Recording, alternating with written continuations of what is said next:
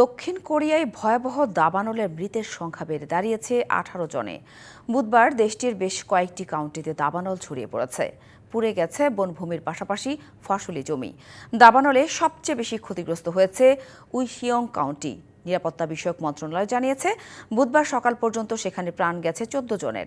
এছাড়া সানচেং কাউন্টিতে নিহত হয়েছে 4 জন। অন্তত 27,000 বাসিন্দাদের নিরাপদ স্থানে সরিয়ে নেওয়া হয়েছে।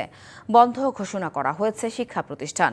এছাড়া দাবানলের নিয়ন্ত্রণের বাইরে চলে যাওয়ায় ওই এলাকার কারাগার থেকে বন্দীদের সরিয়ে নেওয়ার নির্দেশ দিয়েছে কর্তৃপক্ষ।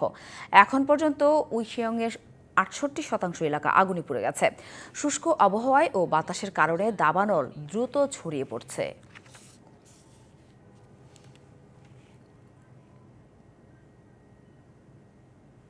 উৎসবে খুশি হবে নগদে বেশি, কারণ ঘন্টায় ঘন্টায় আছে গিফট জেতার সুযোগ।